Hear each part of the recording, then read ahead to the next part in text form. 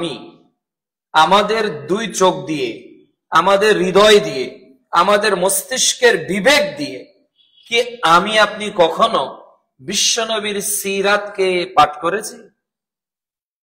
আমি কি দেখেছি বিশ্বনবীর অবয়, তার কথা, তার মাধুর্যতা, তার নবুয়তের পূর্বের বেড়ে ওঠা, মক্কার লোকদের সঙ্গে তার শিষ্টাচারিতা, আন্তর্জাতিক মহলে তার সুসম্পর্ক, জীবনের প্রতিটি পরতে পরতে তার আদর্শের যে একটা গাথামালা ইতিহাস কোরআন ও সুন্নায় লিপিবদ্ধ আছে, তা মুমিন জীবনে কিন্তু আমাদের পড়া হয়ে এখনো ওঠে। এজন্য মসজিদ মুসআব বিন উমাইর রাদিয়াল্লাহু তাআলা আনহু পক্ষ থেকে আজকের জুমার মধ্য দিয়েই রাসূল সাল্লাল্লাহু আলাইহি ওয়াসাল্লামের সিরাতের আপদ মস্তক, তার জীবনের শুরু থেকে মৃত্যুর পর তার দাফন কাফন পর্যন্ত আমরা পূর্ণাঙ্গ সিরাতকে অত্যন্ত সংক্ষিপ্ত ভাবে ধারাবাহিকতার সহিত এই মসজিদে উপস্থাপন করব ইনশাআল্লাহ, যাতে মানুষ অন্তত রাসূলের জীবনীটা কেমন ছিল এটা অন্তত তারা উপলব্ধি করতে পারে। তার সন্তানের সাথে, তার মেয়ের সাথে, তার ছেলের সাথে, তার পরিবারের সাথে জীবনের সিরাতের এক একটা পর্ব মুমিন জীবনের এক একটা গতিপথকে পরিবর্তন করে জান্নাতের দিকে এগিয়ে নিয়ে যাবে ইনশাআল্লাহ। এজন্য মুমিন জীবনে সিরাত জানা আবশ্যক। আজকের প্রথম পর্বে আমরা জানার চেষ্টা করব যে রাসূল সাল্লাল্লাহু আলাইহি ওয়াসাল্লামের সিরাত কেন আমাদেরকে পড়তে হবে, কেন আমাদেরকে জানতে হবে, কি বা তার গুরুত্ব। আজকের পৃথিবীতে সবচেয়ে প্রভাবশালী ব্যক্তি, আজকের পৃথিবীতে সবচেয়ে ক্ষমতাশীল ব্যক্তি, আজকের পৃথিবীতে সবচেয়ে ধনাঢ্য ব্যক্তি, আজকের পৃথিবীতে সবচেয়ে সমাজ সেবক ব্যক্তি, আজকের পৃথিবীতে সবচেয়ে ভালো ক্রিকেটার, ভালো ফুটবলার, ভালো ধরনের ব্যক্তিত্বের ইতিহাসকে মানুষ পর্যালোচনা করে। মানুষ তাদের বিষয়ে পিএইচডি থিসিস করে, গবেষণা করে।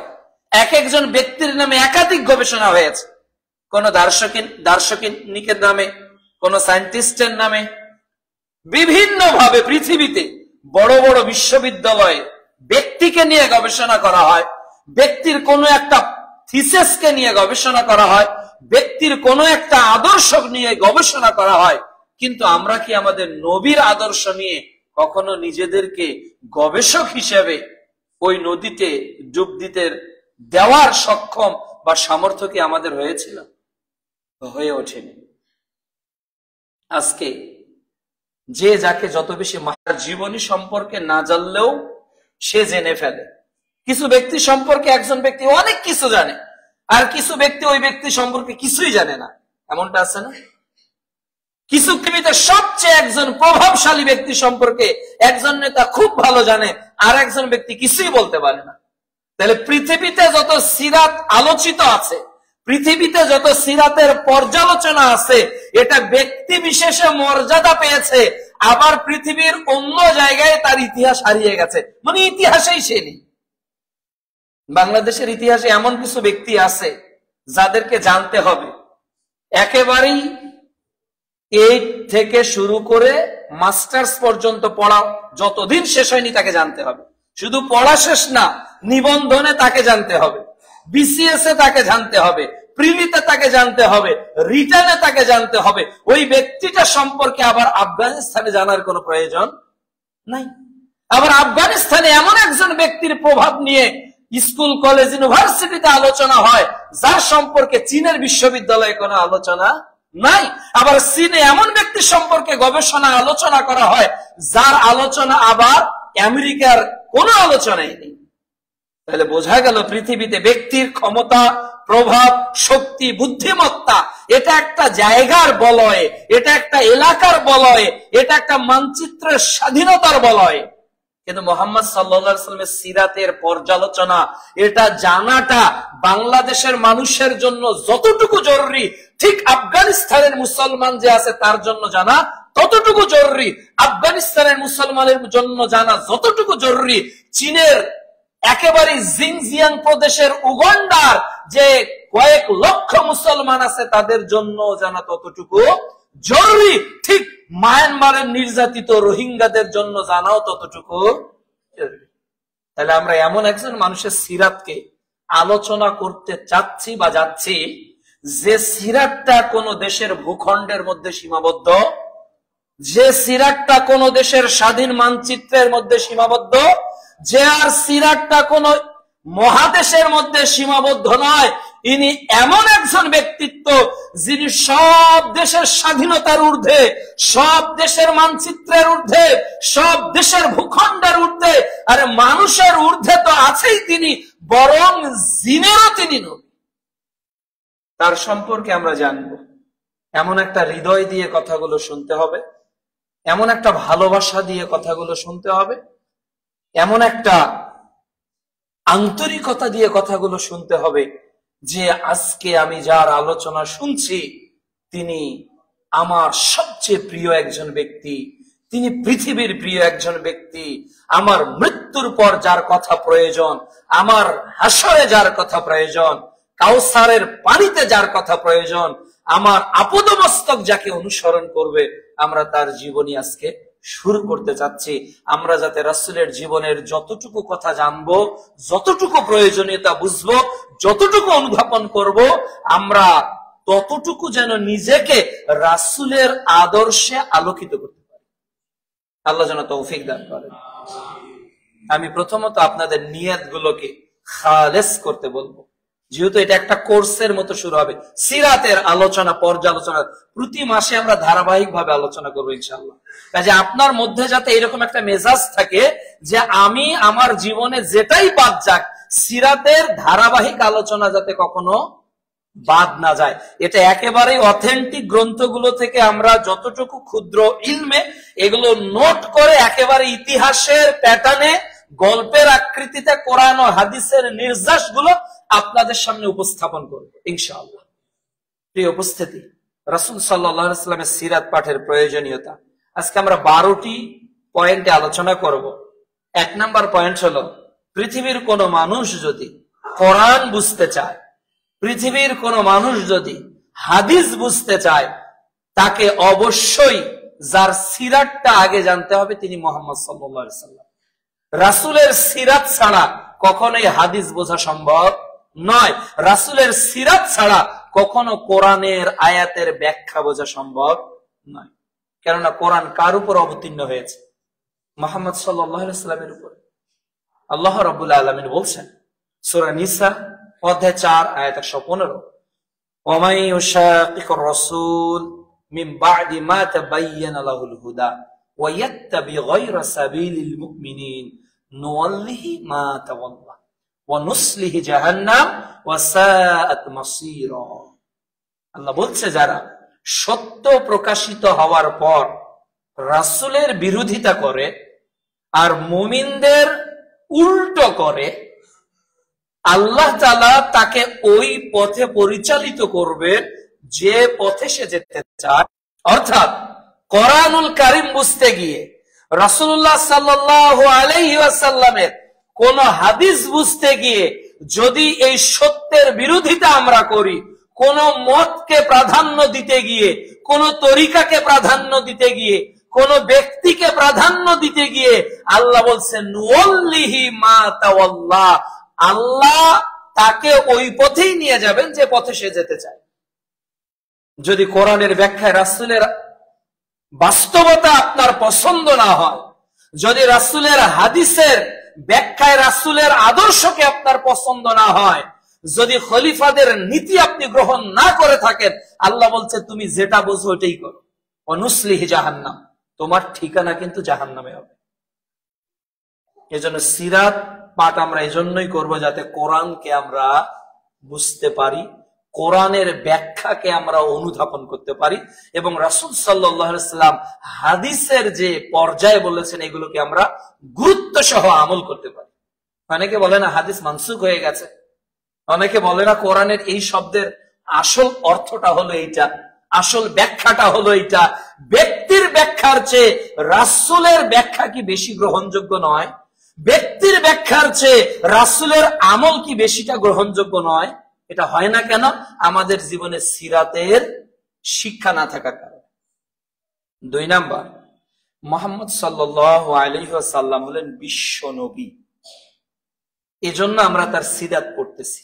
তিনি বিশ্ব নবী, তার কথা গোটা বিশ্বে, তার কথা মৃত্যুর পর, তার কথা কবরে, তার কথা কিয়ামতের মাঠে, তার সুপারিশ বিচারের মাঠে, অর্থাৎ এই পৃথিবীতে এবং আফটার হেয়ার, আমাদের মৃত্যুর পর যতগুলো সিচুয়েশন আমরা ফেস করব, যতগুলো পর্যায়ে আমরা পরিক্রম করব, এই প্রত্যেকটা জায়গায় যিনি আপনার আমার জন্য কিছু করার আল্লাহর কাছে সুযোগ তৈরি করে দিবেন, তিনি হলেন মুহাম্মদুর রাসূলুল্লাহ সাল্লাল্লাহু আলাইহি ওয়াসাল্লাম। এজন্য তিনি বিশ্ব নবী, তিনি বিশ্বের নবী। তাহলে আপনার ব্যক্তিত্বের চেয়ে, আপনার প্রিয় ব্যক্তির ব্যক্তিত্বের চেয়ে বিশ্ব নবীর ব্যক্তিত্ব কি বেশি দামি নয়? অবশ্যই। 3 নাম্বার, এই মানুষটার প্রতি শাহাদার ঘোষণা না দিলে কোন মানুষ মুসলিম থাকতে পারবে না। কোন মানুষ যদি মুসলিম নিজেকে দাবি করতে চায়, কোন মানুষ যদি মুসলিম নিজেকে দাবি করতে চায়, আর সে যদি রাসূলের সিরাতকে, রাসূলের আদর্শকে না মানে, তাহলে সে মুসলমান থাকতে পারবে না। আহলে কোরআন আছে না, ওরা বলে কোরআন মানলেই তো যথেষ্ট, হাদিস মানার প্রয়োজন কি? হাদিস মানার প্রয়োজন নাই, কোরআনই তো হুজ্জাত, এটাই তো আমাদের জন্য যথেষ্ট। অথচ আল্লাহ রাব্বুল আলামিন আমাদেরকে বাধ্য করেছেন, বাধ্যতামূলক আমাদের শাহাদা আল্লাহকেও দিতে হবে এবং তার রাসূলকেও দিতে হবে। একজন মানুষ মুসলমান হবে ইমামের কাছে, তো কি বলে সে তাকে মুসলিম করবে? শাহাদা, শাহাদাতাইন, আশহাদু আল্লা ইলাহা ইল্লাল্লাহ, এটা বললেই কি সে মুসলিম হয়ে যেতে পারবে কেবল? না, তাকে যতক্ষণ সে বলেনি ওয়া আশহাদু আন্না মুহাম্মাদান আবদুহু ওয়া রাসূলুহু, যতক্ষণ একটা মানুষ মুহাম্মদ সাল্লাল্লাহু আলাইহি সাল্লামকে আব্দ এবং রাসূল হিসেবে মনে প্রাণে বিশ্বাস করবে না, সে কোরসিন কালেও ঈমানদার হতে কোনোদিনও পারবে না। সহিহ বুখারী প্রথম খণ্ড কিতাবুল ঈমান হাদিস নাম্বার 8, রাসূল মুহাম্মদ সাল্লাল্লাহু আলাইহি ওয়াসাল্লাম বলছেন যে বুনিয়াল ইসলাম আলা খামস, ইসলামের ভিত্তি হলো 5টি। এর মধ্যে প্রথম হলো শাহাদাতুন আল্লাহ ইলাহা ইল্লাল্লাহ, এরপরই হলো মুহাম্মাদুর রাসূলুল্লাহ। তাহলে 3 নাম্বার হলো যে প্রত্যেকটা মানুষকে তার প্রতি ঈমান আনাটা ফরজ, এজন্য তার সিরাত জানাটা প্রয়োজন। অর্থাৎ সিরাত না জানলে তার প্রতি আপনার ঈমানটা পূর্ণাঙ্গ হবে না। 4, পৃথিবীতে আপনি যত ব্যক্তিকে মহব্বত করেন, আজকের পর থেকে, আজকের দিনের পর থেকে, এই 12টা 38 মিনিটের পর থেকে, এখন থেকে আপনার মাথায় যাতে ইরেজ হয়ে যায়, আপনি নিউট্রাল থাকেন। এই হাদিস অনুবাদ শোনার সময় আপনি নিউট্রাল থাকেন। আপনি ভাবেন আমার কেউ নেই, আমার মা নেই, আমার বাবা নেই, আমার স্বামী নেই, আমার স্ত্রী নেই, আমার সন্তান নেই, আমার পিতা মাতা নেই, পৃথিবীতে কেউ নেই। এখন আপনি নিউট্রাল, এখনো গিয়ার দেননি, আপনার কেউ নেই।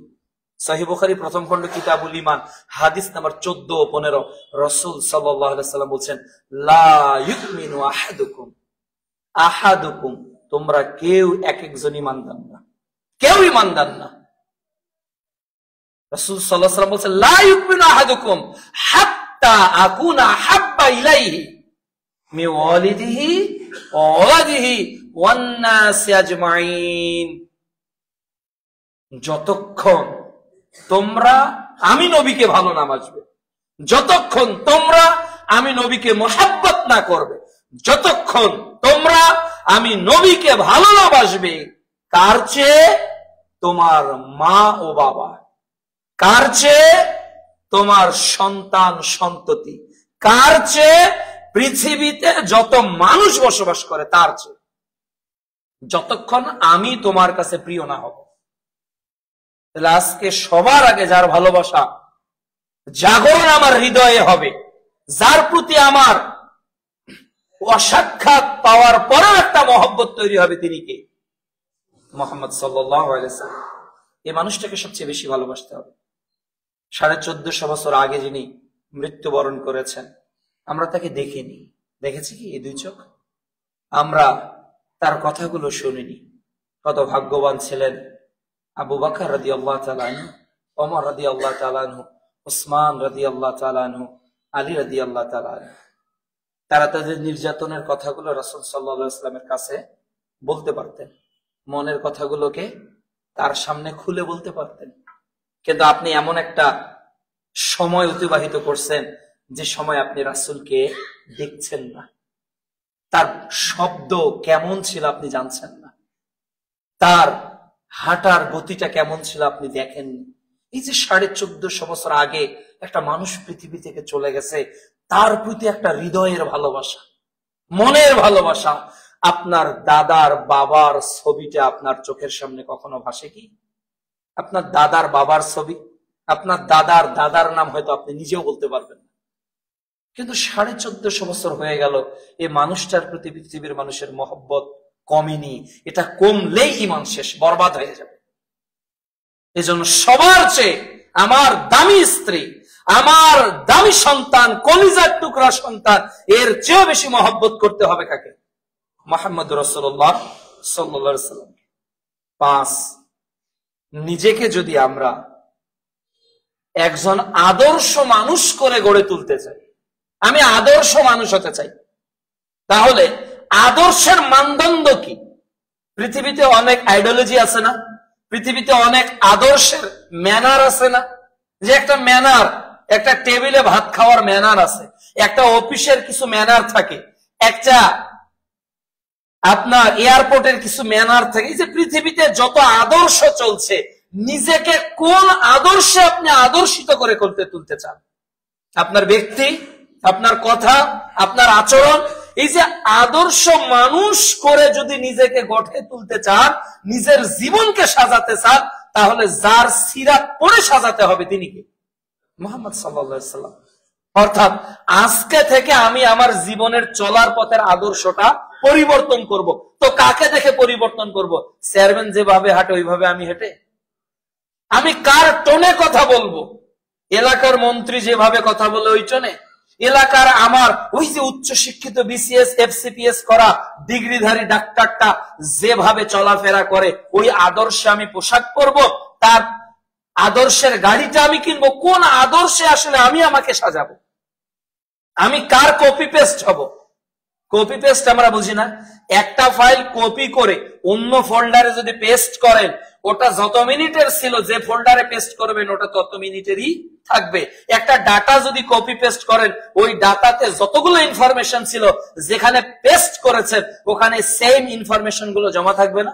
তাহলে আপনার আমার জীবনে যে আদর্শকে আপনি ধারণ করতে চাচ্ছেন, লালন করতে চাচ্ছেন, এই বিষয়টা যদি আদর্শ মানুষ হিসেবে করতে চান, তাহলে একজনের রোল মডেলকে গ্রহণ করতে হবে।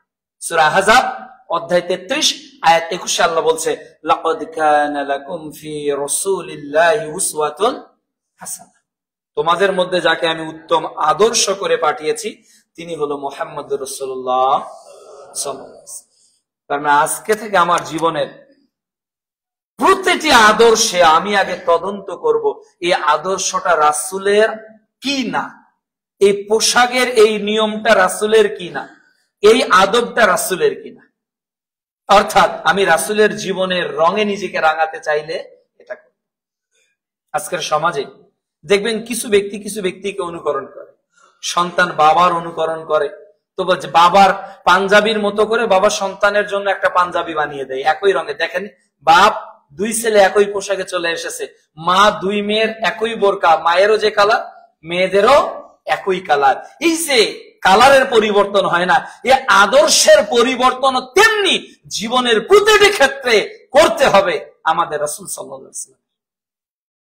6, আমাদের সমাজে সবচেয়ে অবক্ষয় হচ্ছে এই যে আজকে দেখলাম যে একজন নারী আত্মহত্যা করেছে, লাশ ময়না তদন্তের জন্য মর্গে রাখা হয়েছে, আর মর্গের ডিউটিরত একজন ছেলে ওই আত্মহত্যাকারী মেয়েকে ধর্ষণ করেছে। নৈতিকতার কত অবক্ষয় চিন্তা করতে পারেন? নৈতিকতা, একটা মেয়ে আত্মহত্যা করেছে, অল্প বয়সের মেয়ে। এই মেয়েটার আপনাকে রাখা হয়েছে মর্গে, লাশ রাখা মর্গে। সেই মর্গে ঢুকে দুইজন যুবক ওই নারীকে ধর্ষণ করেছে, ওখানেই ঘুমিয়ে পড়েছে। পরে দায়িত্বরত, ডিউটিরত, কর্তব্যরত লোক এসে অন্ধকার দেখছে, লাইট জ্বালিয়ে দেখে যুবক ঘুমিয়ে আছে। ওই মেয়েটার দিকে তাকিয়ে দেখে যে একটু সন্দেহ হয়েছে, তখন ডক্টরকে এনে রিপোর্ট করে এটা ফরেন্সিক রিপোর্টে ধরা পড়েছে যে এই মৃত যুবতীকে ধর্ষণ করা হয়েছে। এই যে অবক্ষয় একটা সমাজের চলছে না, বাবার লাশকে কবর না দিয়ে সন্তানরা মারামারি করতেছে জমি নিয়ে। এটা কি lack of morality in our environment? এই যে আমাদের পরিবেশের মধ্যে একটা ব্যাপক নৈতিকতার অবক্ষয় দেখা দিচ্ছে। আচ্ছা, এই নৈতিকতাকে রিকভার কিভাবে করব? একটা যুবকের চরিত্র সুন্দর হয়ে যাবে, একটা মানুষের প্রতি আচরণ কোমল ও নমনীয় হয়ে যাবে। এই যে নৈতিকতার যত ম্যানার ও শিক্ষা আছে, এই শিক্ষায় যদি আমরা আমাদের জীবনকে পরিবর্তন করতে চাই, কি আচরণ, কি বিহেভ হবে একজন মানুষ আর একজন মানুষের সঙ্গে, বড় ছোটর সঙ্গে, ছোট বড়র সঙ্গে, এ আদবটাও শিখতে হবে কার কাছ থেকে? মুহাম্মদ রাসূলুল্লাহ সাল্লাল্লাহু আলাইহি ওয়াসাল্লাম। আমরা সিরাতের এরকম অনেক ইতিহাস পাবো, হয়তো সবগুলো বলতে পারবো না, যেখানে নৈতিকতার এমন উচ্চাঙ্গের ইতিহাস, উচ্চাঙ্গের ঘটনা আছে আল্লাহ রসুলের জীবনীতে, যাতে আপনি একেবারে হতবিহ্বল হয়ে যাবেন যে নৈতিকতার কোন শিকড়ে সাহাবীরা পৌঁছে গিয়েছিল আল্লাহ রসুলের আদর্শকে অনুকরণ করতে গিয়ে। অনুরূপ ভাবে আমাদের পৃথিবীতে যে রাষ্ট্র কাঠামোগুলো রয়েছে, এক একটা রাষ্ট্রে একটা কাঠামো আছে না, এই রাষ্ট্রীয় কাঠামো আসলে কোন নীতিতে চললে পুরো রাষ্ট্রের মানুষ শান্তিতে থাকবে? বাংলাদেশ না, ভারত না, পাকিস্তান না, ইন্দোনেশিয়া না, মালয়েশিয়া না, আমেরিকা না, এই গোটা বিশ্বের যত রাষ্ট্র আছে, এই রাষ্ট্রের কোন ব্যবস্থাটা মানবতাকে কল্যাণ দেবে? আমরা দেখি পৃথিবীতে 195টি স্বাধীন রাষ্ট্র রয়েছে। কোন রাষ্ট্রের নাগরিক নেতাকে নিয়ে খুশি না, কোন নেতাকে নিয়ে তারা খুশি না। কিন্তু এমন একজন নেতা পেয়ে পৃথিবী এত খুশি হয়ে গিয়েছিল যে কাফেরদের নিরাপত্তার জায়গা ছিল মুহাম্মদ রাসূলুল্লাহ সাল্লাল্লাহু আলাইহি ওয়াসাল্লাম। কাফেরদের নিরাপত্তার জায়গা ছিলেন তিনি। অসহায় মানুষের সেফ একটা জোন ছিলেন প্রফেট মুহাম্মদ সাল্লাল্লাহু আলাইহি ওয়াসাল্লাম। এই যে রাষ্ট্রীয় কাঠামো কেমন ছিল, মক্কার, মদিনার আন্তর্জাতিক রাষ্ট্র নেতাদের সঙ্গে আল্লাহর রাসূলের এটা কোথায়, কিসের মাধ্যমে জানবো বলেন তো? নিশ্চয়ই রাসূলের সিরাতের মধ্যে এটা আছে না নাই? আছে। আমরা এই সিরাত সম্পর্কেও পর্যায়ক্রমে জানবো। এজন্য রাষ্ট্রীয় কাঠামো, আমাদের নৈতিকতা, এই অবক্ষয় দূরীকরণের আদর্শ নৈতিকতার ছোঁয়া যদি আমরা পেতে চাই, তাহলে প্রয়োজনীয় হলো রাসূল সাল্লাল্লাহু আলাইহি ওয়াসাল্লামের সিরাত পাঠ। ৭, আজকের পৃথিবীতে আমাদের চরিত্র উন্নতির দিকে যাচ্ছে নাকি অবনতির দিকে যাচ্ছে? অবনতির দিকে যাচ্ছে। আমরা সবাই এক বাক্যে স্বীকার করি। আমরা যদি কথার দিক থেকে বলি তো আমাদের কথাতে মিথ্যাতে পরিপূর্ণ। আমরা যদি আমাদের পাপের কথা বলি, পাপে পরিপূর্ণ। যে বাংলাদেশের মতো একটা দেশে যুগলি অবৈধ কর্ম করছে, আবার এগুলো রেকর্ড করে বিদেশের ওয়েবসাইটে পাঠাচ্ছে। দেখতেছে না, সংবাদ মাধ্যমে চলে আসতেছে। এই যে চরিত্রের অবক্ষয়, টাকা ধ্বংস হলে টাকা আবার চলে আসে, তাই না? এটা রিকভার হয়। যদি স্বাস্থ্য নষ্ট হয়ে যায়, স্বাস্থ্য আবার ট্রিটমেন্ট করলে ফিরে আসে। কিন্তু যদি চরিত্র নষ্ট হয়ে যায়, character loss is everything loss, সবকিছু ধ্বংস হয়ে যাবে, সবকিছু নিঃশেষ হয়ে যাবে। এই চরিত্রের উত্তম এক একটা কাঠামো যদি আমরা তৈরি করতে চাই, আমাদের ব্যক্তিত্বের একটা চরিত্র আছে, আমার চাহনির একটা চরিত্র আছে, আমার শ্রবণের একটা চরিত্র আছে, আমার হাতের একটা চরিত্র আছে, পায়ের একটা আছে, আমার প্রত্যেকটা অঙ্গের এক একটা চরিত্র আছে। আল্লাহ তাআলা বলছেন সূরা কালাম অধ্যায় 68 আয়াত 4 যে ওয়া ইন্নাকা লাআলা খুলুকিন আযীম, তিনি হলেন মহান চরিত্রের অধিকারী। তার চরিত্রের প্রতিটি পর্যায় ছিল মহান। তাকে দোষারোপ করা হয়েছিল যে তিনি একাধিক নারীকে বিবাহ করেছেন। এখন এই অপবাদটা রাসূল সাল্লাল্লাহু আলাইহি ওয়াসাল্লামকে দেওয়া হয় না, তার চরিত্রের উপর কালিমা লেপন করার চেষ্টা করা হয়। কিন্তু রাসূল সাল্লাল্লাহু আলাইহি ওয়াসাল্লামের চরিত্রের সার্টিফাই কে করেছেন? আল্লাহ করেছেন। তাহলে আমরা কি চাই না আমার সন্তান রাসূলের চরিত্রে বেড়ে উঠুক? আমরা কি চাই না আমাদের স্ত্রীরা রাসূলের চরিত্রে চরিত্রবান হয়ে যাক? আমরা কি চাই না আমাদের এই মুসল্লিগুলো আল্লাহ রাসূলের চরিত্রে চরিত্রবান হয়ে যাক? আমরা কি চাই না এই বেড়ার উপজেলার প্রত্যেকটা মানুষ, এই মসজিদ মুসআব বিন উমার রাদিয়াল্লাহু তাআলার প্রত্যেকটা মানুষের চরিত্রের মধ্যে একটা পরিবর্তন আসুক, আর এই পরিবর্তনের রূপরেখার একমাত্র মানদণ্ড হোক আল্লাহ রাসূল? এটা যদি আপনি চেয়ে থাকেন তাহলে আল্লাহ রাসূলের সিরাত পাঠ ছাড়া এটা অন্য কোথাও খুঁজে পাওয়া যাবে। এই জন্য আল্লাহ রাসূলের সিরাত পাঠ প্রয়োজন। এরপর 8, পৃথিবীতে মানুষ যেমন মানুষের ভালোবাসা পেতে চায়, মানুষ অনুরূপ আল্লাহর ভালোবাসাও পেতে চায়। আপনি যদি আল্লাহর ভালোবাসা পেতে চান তাহলে আপনাকে অবশ্যই একজনের সিরাত জানলেই পেয়ে যাবেন, তিনি মুহাম্মদ রাসূলুল্লাহ সাল্লাল্লাহু আলাইহি ওয়াসাল্লাম। আল্লাহ বলছে সূরা আল ইমরান অধ্যায় 3 আয়াত 31 কুল ইন কুনতুম তুহিব্বুনাল্লাহ ফাত্তাবিউনি ইউহিব্বুকুমুল্লাহ, যদি আল্লাহর ভালোবাসা তোমরা পেতে চাও তাহলে যার সিরাতকে অধ্যয়ন করতে হবে, যার সিরাতকে মেনে নিতে হবে, যার আদর্শকে লালন করতে হবে, তিনি মুহাম্মদ সাল্লাল্লাহু আলাইহি ওয়াসাল্লাম। তার মানে রাসূলের সিরাত যদি আমরা অধ্যয়ন করে আমল করতে পারি, আমাদের জীবনকে সাজাতে পারি, রাসূলের সিরাত পাঠ করব, নিজের জীবনকে পরিবর্তন করব, ভালোবাসবেন কে? আল্লাহ তাআলা ভালোবাসবেন। এজন্য রাসূলের সিরাত আমাদেরকে জানা দরকার। 9, তিনি এমন একজন ব্যক্তি, কার সিরাত আমরা জানছি, তিনি হলেন রাহমাতুল লিল আলামিন। এমন একজন ব্যক্তির সিরাত আমরা জানব, তিনি রহমত। তিনি যেখানেই গিয়েছেন রহমতের ফুলকু ধারা, সৃষ্টি জোয়ার তৈরি হয়েছে যেখানেই গিয়েছে। সূরা আম্বিয়া অধ্যায় 21 আয়াত 107 আল্লাহ বলছেন ওয়ামা আরসালনাকা ইল্লা রাহমাতাল লিল আলামিন, হে নবী আমি তো তোমাকে জগৎবাসীর নিকট প্রেরণ করেছি, এই পৃথিবীবাসীর নিকট তোমাকে প্রেরণ করেছি যে তুমি হবে রহমত তাদের জন্য, তুমি হবে দয়া তাদের জন্য। আপনার নবী যতগুলো দয়ার বর্ণনা করেছে, যত মাগফিরাতের বর্ণনা করেছে, যত ক্ষমার বর্ণনা করেছে, আর কোন নবীর ভাগ্যে এই সুযোগ কি জুটেছিল? জুটেনি। যত গুনাহ করতেছে সালাতের পর আস্তাগফিরুল্লাহ আল্লাযী লা ইলাহা ইল্লা হুয়াল হাইয়ুল কাইয়্যুম ওয়া আতুবু ইলাইহি বলছেন, আর আপনার নবী বলছে রাহমাতাল লিল আলামিন, বলছে সাগরের ফেনা পরিমাণ যদি গুনাহ হয় আল্লাহ মাফ করে দেন। সুবহানাল্লাহ, কত দয়াবান তিনি। তিনি কুকুরের সঙ্গে উদাহরণ দিয়েছেন কিভাবে পানি পান করালে মানুষের গুনাহ মাফ হয়ে যায়। তিনি উদাহরণ দিয়েছেন 100 জনকে হত্যা করলেও তোমার রব তোমাকে কিভাবে ক্ষমা করে। এই যে মানে এটা কি বাজেট পাস না? আমাদের এমপিরা কি করে, গভর্নমেন্টের কাছ থেকে বাজেট পাস না করলে কি এমপিদের কাছে আপনারা দাবি তোলেন রাস্তা যাতে কার্পেট বিছানো হয়, অমুক করা হয়, এখানে যাতে ডিজিটাল অমুক হয়। এই যে তারা এগুলো উপস্থাপন করে কোথায়? সংসদ ভবনে না? এটা গেজেট পাস হয়ে আসে, দেন আপনি এই সুবিধাটা ভোগ করেন। তো কোন নবীর কি এই গেজেট পাস হয়েছিল?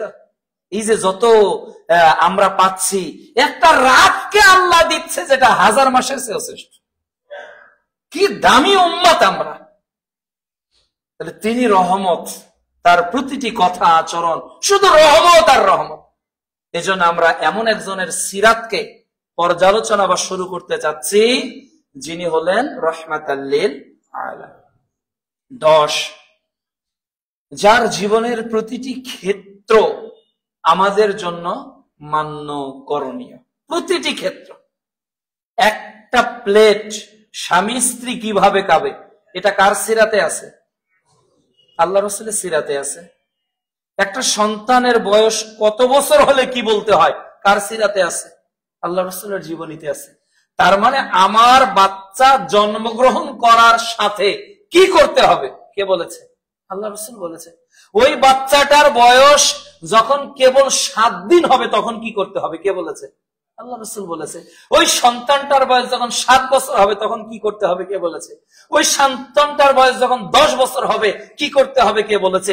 ওই সন্তানটা যখন বালেগ হবে কি করতে হবে কে বলেছে? ওই সন্তানটা যখন বাবা হবে তার করণীয় কি বলেছে? সে যখন আবার তার সন্তানকে জন্ম দিবে কি করবে সেটা বলেছে। তার মৃত্যুর আমলগুলো কি হবে, তার জীবনের পরিক্রমা কি হবে, তার ব্যবসা বাণিজ্য মুআমালাত মুআশিরাত কি হবে, একেবারে জন্মগ্রহণ করার পর থেকে একটা মুর্দাকে লাশ যখন হয়ে গেছে তখন কি বলেন নামিয়ে তার দাফনের উপরের অংশটা কেমন হবে, এই পুরো জীবনের বিস্তার যার জীবনীতে পাওয়া যায় তিনি কে? মুহাম্মদ রাসূলুল্লাহ সাল্লাল্লাহু আলাইহি ওয়াসাল্লাম। আর একজন ব্যক্তির কথা পৃথিবীতে দেখান তো, যে জন্মের পর থেকে মৃত্যুর দিন পর্যন্ত কি করতে হয় পাওয়া যাবে, কিন্তু আল্লাহ রাসূলের জীবনীতে একেবারে পাই টু পাই আপনার চোখে আঙ্গুল দিয়ে এই ইতিহাসগুলো আপনারা পরবর্তীতে জানতে পারবেন যে আল্লাহ রাসূল কিভাবে একটা মানুষের জন্ম থেকে মৃত্যুর পুরো জীবন ব্যবস্থা বলে দিয়েছে। এই জন্য তার সিরাত আমাকে পাঠ করতে হবে। 11 নম্বর, এমন একজন ব্যক্তির সিরাতকে আমরা অধ্যয়ন করতে যাচ্ছি যার আদেশ এবং যার নিষেধ এটা চূড়ান্ত। যার আদেশ হলো আল্লাহ, যার নিষেধ হলো আল্লাহ। সূরা হাশর অধ্যায় 59 আয়াত 7 আল্লাহ বলছে, ওয়ামা আতাকুমুর রাসূলু ফাখুযুহু ওয়ামা নাহাকুম আনহু ফান্তাহু। আমার নবী যেটা দেয় কেবল সেটাকে তোমরা গ্রহণ করো। তার মানে নবী কি দিয়েছে এটা কোথায় আছে বলেন তো? রাসূলের জীবনীতে আছে না? রাসূল কি দিয়েছে? আপনার মন কি চায় না আল্লাহ রাসূল 23 বছরে উম্মাহকে দিল কি? আল্লাহ রাসূল আমাদেরকে 23 বছর ধরে কি দিয়েছে? বাবা তো কিছু দিলে শুধু বাবা বলে তোমার জন্য গাড়ি করেছি, এই 3 তলা বিল্ডিং করেছি, এই যে একটা সুন্দর রুম ডেকোরেশন করেছি, ডাইনিং করেছি, এসি লাগিয়েছি, তোমার জন্য BMW কিনেছি, করল্লা কিনেছি, নোহা কিনেছি, বলে না বাপ? বলে না? তো কি করেছে এটা বাপ? বলে সন্তানকে, স্বামী বলে স্ত্রীকে, স্ত্রী বলে স্বামীকে, ভাই বলে ছোট ভাইকে, বড় ভাই বলে আরেক ভাইকে। এই যে আমরা একজনকে কি দিয়েছি এটা বলি। বাড়িটা দিতে তার কোটি টাকা গেছে এই জন্য বলা হয়, গাড়িটা দিতে লক্ষ টাকা গেছে এই জন্য বলা হয়। আপনার আমার কি জানা উচিত নয় যে বিশ্বনবী 23 বছর ধরে এই উম্মাদকে কি দিয়ে গেল? এটা আমাদের জন্য জানা জরুরি। এজন্য তার আদেশ ও নিষেধ আমাদেরকে মেনে চলতে হবে। 12 নম্বর এবং সর্বশেষ, আপনি কি নিশ্চিত সুখী জীবন যাপন করতে চান?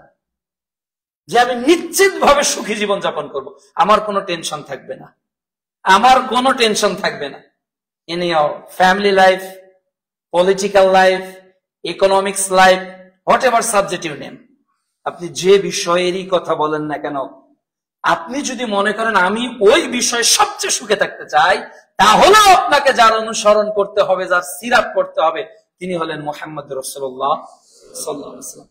আল্লাহর ভাষাটা কি দেখেন, আল্লাহ তাআলা বলছে সূরা আহজাবের 71 নম্বর আয়াতে, ওমা ইউতিইল্লাহা ওয়া রাসূলাহু ফাকাদ ফাযা ফাওজান আযীমা। আল্লাহ বলছে ফাকাদ ফাযা ফাওজান আযীমা, ওই লোকটা যে সফল, ওই লোকটা যে সুখী, এই সুখীটা হলো আযীমা, ওর উপর আর কোনো সুখী নেই। সুবহানাল্লাহ। তাহলে আপনার নবীকে মানলে এমন একটা সুখ আপনি পাবেন, এমন একটা তৃপ্তি আপনি অনুভব করবেন, এমন একটা নিজের মধ্যে আপনি মানসিক স্বস্তিতে থাকবেন, আপনার আধ্যাত্মিক এমন একটা সুখী জীবন আপনি যাপন করতে পারবেন। আল্লাহর কসম করে বলছি, আপনার সিরাতের প্রত্যেকটা পর্ব যদি আপনি সবার আগে মসজিদে আসেন, এটা আপনাকে নিয়ত করতে হবে যে আমি সবার আগে সিরাতের, যেমন আগামী জুমার 2য় শুক্রবার নভেম্বরের 14 তারিখ আমরা সিরাতের 2য় পর্ব আলোচনা করব। সেখানে আলোচিত হবে আল্লাহ রাসূল আসার আগে পুরো মক্কার অবস্থাটা কেমন ছিল, এর সামাজিকতা কেমন ছিল, এর ধর্মীয় অবস্থা কেমন ছিল, রাজনৈতিক ইস্যু কেমন ছিল, ওই সময়ের মানুষগুলোর ক্যারেক্টারিস্টিক কেমন ছিল, ওই সময়ের মানুষগুলোর মুআমালাত গুলো কেমন ছিল, এই আল্লাহ রসুল আসার পূর্বে এই মক্কার প্রেক্ষাপট, এবং কেন নবী মক্কায় আসলেন, মক্কায় কেন আল্লাহ চুজ করলেন, ঐতিহাসিকরা কি বলেছেন, কেন মক্কাটাকে ইসলামের প্রাণ কেন্দ্র বলা হলো, এই রিজন গুলো সম্পর্কে আমরা জানবো নভেম্বরের দ্বিতীয় জুমা ইনশাআল্লাহ। কাজে আপনার আমার জীবনে একটা ভালোবাসা, একটা মহাব্বত থাকতে হবে। আমি যদি ফাউজান আলিম, আমি যদি সুখী জীবন যাপন করতে চাই, আমি যদি সফলতার চূড়ান্ত পর্যায়ে যেতে চাই, তাহলে রাসূলের জীবনের বাইরে যাওয়ার কোনো সুযোগ নেই। এখন আমরা সংক্ষিপ্ত ভাবে দুইজন মনীষীর উক্তি বলবো আপনার সামনে, কেননা পৃথিবীর মানুষ শুধু কোরআন হাদিসের রেফারেন্স চায় না, ওরা চায় যে এই লোকটা সম্পর্কে আরো কেউ কিছু বলেছে কিনা। রাসূল সাল্লাল্লাহু আলাইহি ওয়াসাল্লাম সম্পর্কে পৃথিবীর মানুষেরা কি বলেছে এটার উপর একটা বক্তব্য দেওয়া যাবে। এত কথা বলেছে, একটা না একাধিক বক্তব্য দেওয়া যাবে, কেননা রাসূল সাল্লাল্লাহু আলাইহি ওয়াসাল্লামের উপর শুধু মুসলমানরা বই রচনা করে নাই, বেধর্মীরাও করেছে। কাজে তারা কি বলেছে এটার উপর বই বলা যাবে। আমরা দুইটা আলোচনা আজকে শুনবো। মাইকেল এইচ হার্ট, যিনি আমেরিকার ইতিহাসবিদদের মধ্যে অন্যতম একজন ছিলেন, আমেরিকাতে যত ইতিহাসবিদ ছিলেন তার মধ্যে শ্রেষ্ঠ অন্যতম একজন ছিলেন মাইকেল এইচ হার্ট। তিনি রাসূল সাল্লাল্লাহু আলাইহি ওয়াসাল্লামের জীবনী লিখেছেন, বরং 100 জনের মনীষীর জীবনী লিখতে গিয়ে প্রথমে স্থান দিয়েছেন কাকে? মুহাম্মদ রাসূলুল্লাহ সাল্লাল্লাহু আলাইহি ওয়াসাল্লামকে। এবং তিনি বলেছেন যে my choose of Muhammad to lead the list of the world most influenced person may surprise some readers. তিনি বলছেন যে আমি আমার পছন্দের তালিকায় 100 জনের জীবনী রচনা করতে গিয়ে মুহাম্মদকে সবার আগে নিয়ে এসেছি, আর যারা রিডার, যারা পাঠক, তারা এটাতে বিস্ময় হয়েছে, অবাক হয়েছে। কেন? এরপর তিনি বলছেন, but he was the only man in history who was supermamently successful on both the religion and secular level. তিনি বলছেন যে কিন্তু তিনি ছিলেন এমন একজন ব্যক্তি, এমন একজন ঐতিহাসিক মানুষ, যিনি জীবনের উভয় ক্ষেত্রে সফল হয়েছে।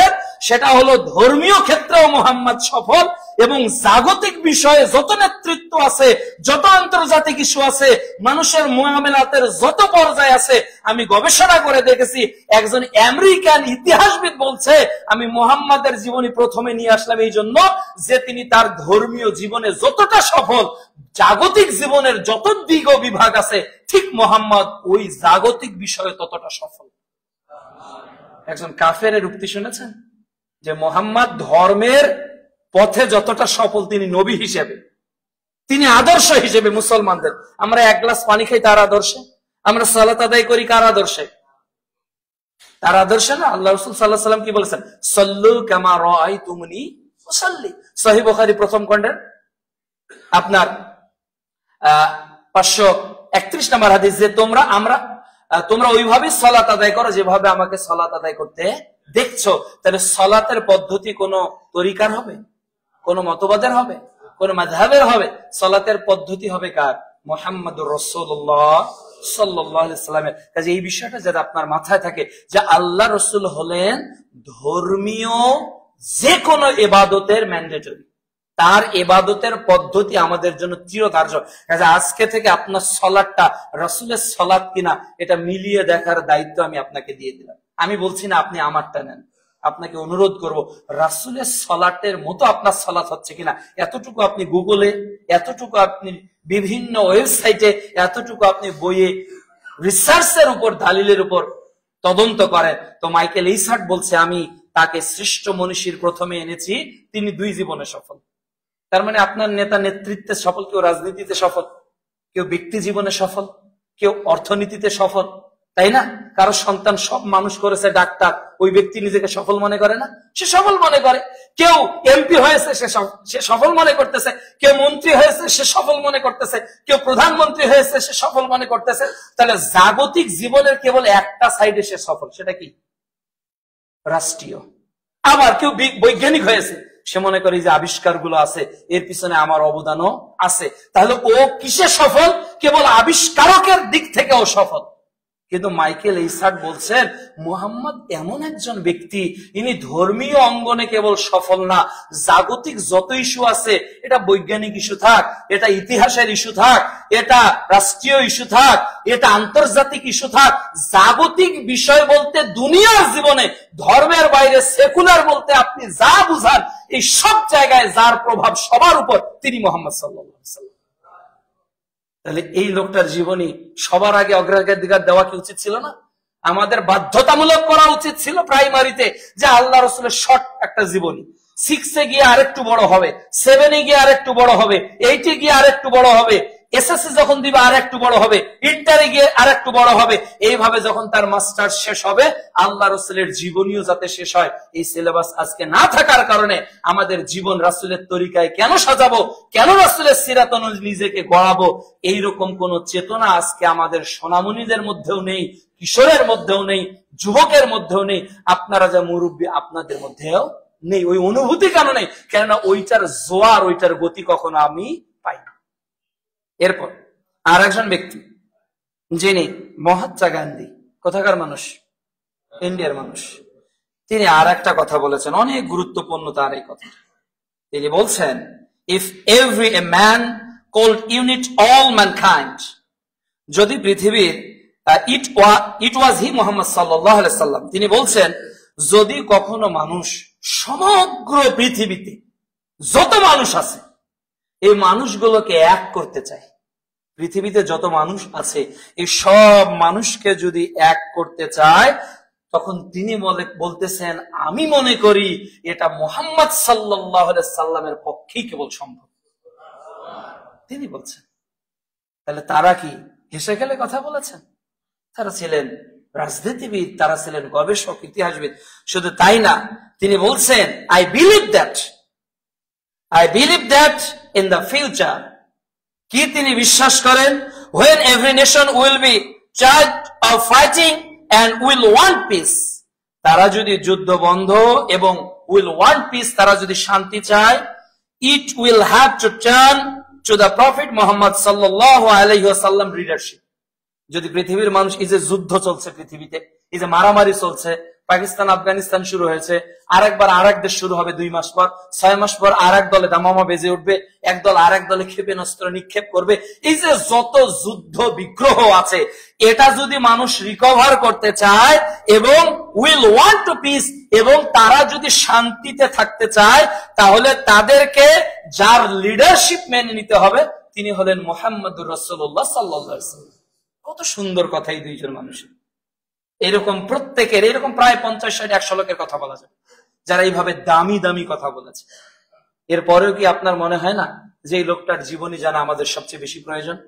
এরপরেও কি মনে হয় না যে এই লোকটা কেমন ছিল, তার শৈশবটা কেমন ছিল, তার বাবার নাম কি ছিল, মায়ের নাম কি ছিল, তার স্ত্রী কয়জন ছিল, তাদের নাম কি ছিল, তার মেয়ে কয়জন ছিল, মেয়েদের বিবাহ কার সাথে হলো, এরা কেমন মানুষ ছিল, এরা কোন বংশের ছিল, এরা কিভাবে একটা বিপ্লব সাধন করলো, গোটা পৃথিবীতে এমন একটা রিভলিউশন মুহাম্মদ সাল্লাল্লাহু আলাইহি সাল্লাম করলো যে গোটা পৃথিবীর ইতিহাস, গোটা পৃথিবীর সাহিত্য, গোটা পৃথিবীর কাব্য, গোটা পৃথিবীর অর্থনীতিবিদ, গোটা পৃথিবীর বৈজ্ঞানিকরা তার আদর্শের সামনে মাথা নিচু করতে বাধ্য হলো।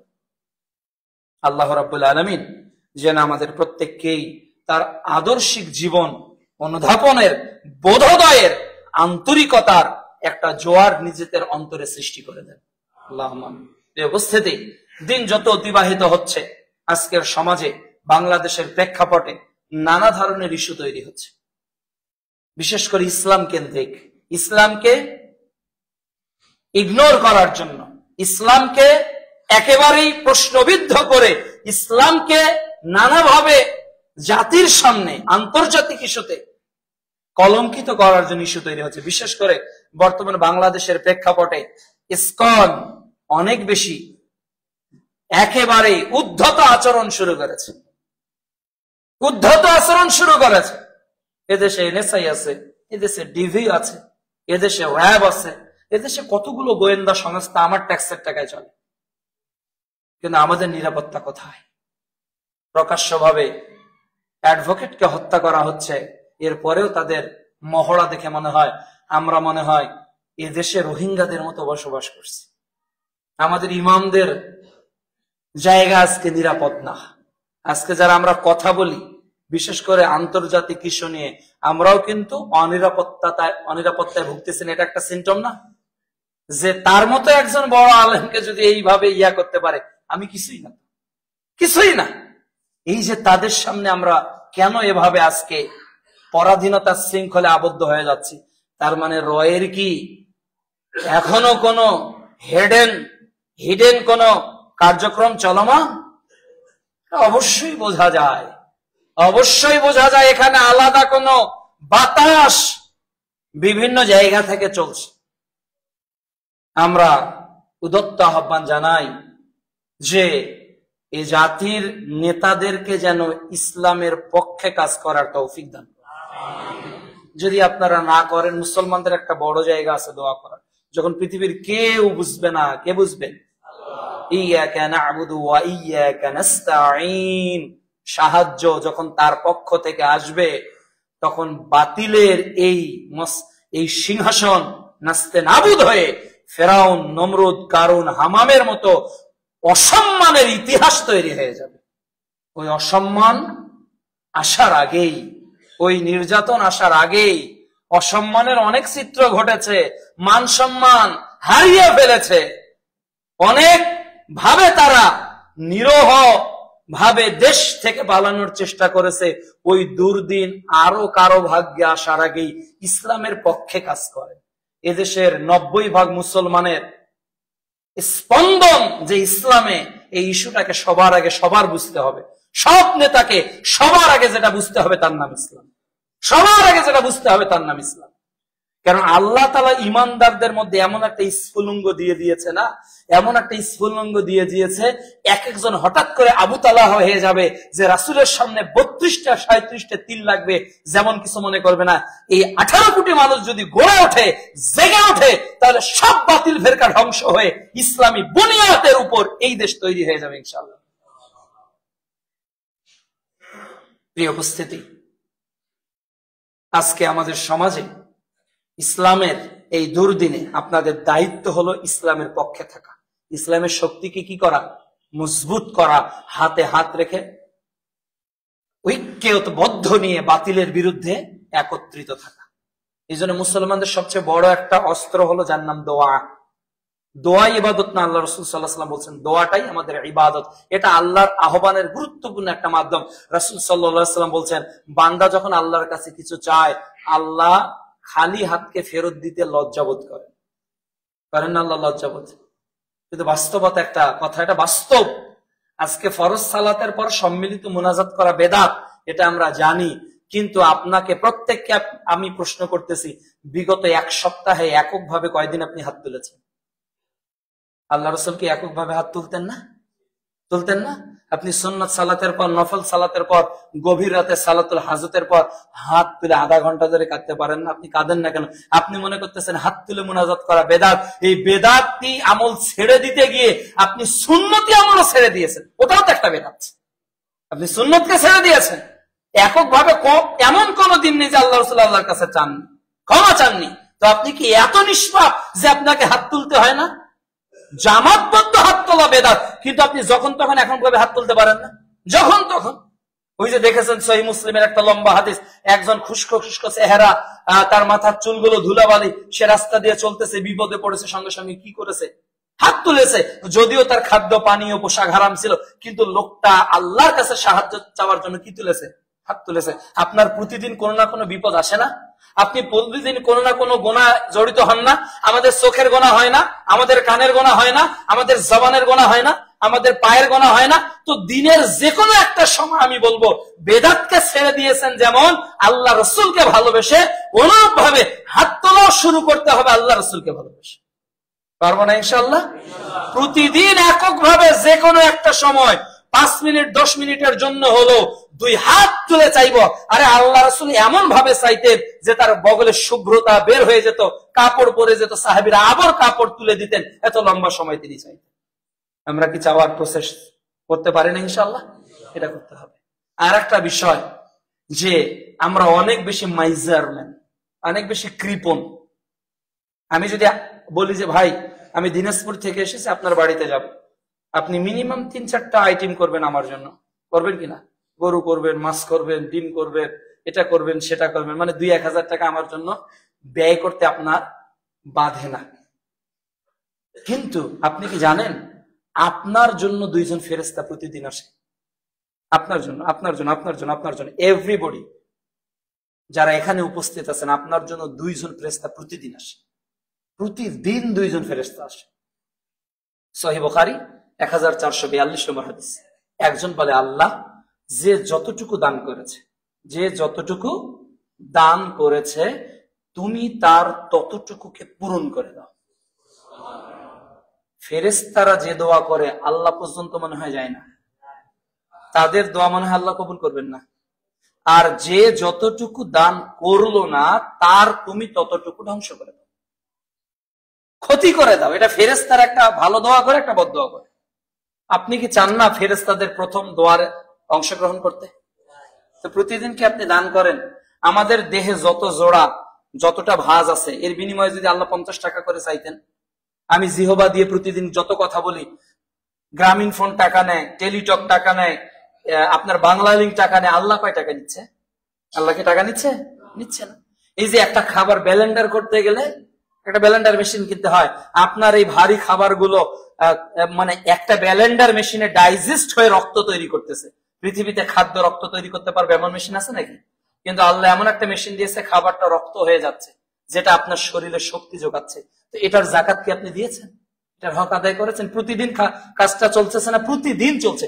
প্রতিদিন না, আপনার সব সময় চলছে। খাওয়ার মধ্যেই তো আছি বাঙালিরা। আমাদের ভুঁড়ি বড়, স্বাস্থ্য বেশি, অলসতা বেশি। এজন্য দয়া করে প্রতিনিয়ত দান করবেন। আর বিশেষ করে জুমার দিন হলো দানের মুখ্যম একটা সময়। এই দিন হলো এমন একটা সাপ্তাহিক ঈদ, এটা একটা সাপ্তাহিক একটা মিলন মেলা আমাদের, তাই না? প্রতি সপ্তাহে এই শত শত মানুষ এই মুসআব বিন উমাইরে আমরা একত্রিত হচ্ছে না? এই যে মুহাব্বত, আল্লাহ রাসূল এই দিন বেশি বেশি আমল করতে বলেছেন, এই দিন বেশি বেশি দরুদ পড়তে বলেছেন, এই দিন বেশি বেশি ক্ষমার কথা বলেছেন, এই দিন বেশি বেশি দানের কথা বলেছেন। দান আল্লাহর রাগকে এমন ভাবে নিভিয়ে দেয় যেমন ভাবে আগুনের উৎস্ফুলিঙ্গকে পানি ঢাললে নিভে যায়। অন্তত জুমার দিনে অন্তত সবচেয়ে বেশি দান করা দরকার। আপনারা শিল্পপতি, ব্যবসায়ী মানুষ, প্রতিদিন যদি মনে করেন অন্তত জুমার দিন আমি 100 টাকা বরাদ্দ রাখলাম, 50 টাকা বরাদ্দ রাখলাম, নেকির আশায়। কেন? এই দিনটার এমন একটা সময় আছে আল্লাহ রাসূল বলতেন, বান্দা যা চাইবেন আল্লাহ তাকে তাই। আর চাওয়ার একটা বড় মাধ্যম হলো দরুদে ইব্রাহিম পাঠ করা, চাওয়ার একটা বড় মাধ্যম হলো কিছু দান করে চাওয়া। এই চাওয়াগুলোর গতিটা তখন কি হয়ে যায়? অনেক বেশি বেড়ে যায়। এজন্য আপনারা যারা মনে করেন যে মুসআব বিন উমাইর আপনার দানের টাকা ছাড়া চলবে, চালাবে না। আপনি যদি টাকা না দেন এই মুসআব বিন উমাইর চলবে না, আবার আপনি দিলেও চলবে। আহমেদ দিদার বলেছে ইসলাম বিজয়ী হবেই, হয় তোমাকে নিয়ে না হলে তোমাকে ছাড়া। কিন্তু আমাকে নিয়ে হলে আমার উপকারটা বেশি না? ইসলাম যদি বিজয়ী হয় আর যদি আমি সহযোগিতা একটু করি, একটু কাটতে এগিয়ে দেই, হয়তো অনেকে 5 লক্ষ টাকা দিয়েছি, 50 টাকা দিলাম, ওই 50 টাকা যদি আবু বকর রাদিয়াল্লাহু তাআলা আনহুর নিয়তের মতো হয়, তাহলে ওটা 5 লক্ষ টাকার নেকিকেও ছাড়িয়ে যাবে। এজন্য সবাইকে আহ্বান করব যে আপনারা অন্তত এই ক্ষেত্রে একটু অ্যাক্টিভ হবেন। আল্লাহ রাব্বুল আলামিন যেন আপনাকে আমাকে তৌফিক দেন।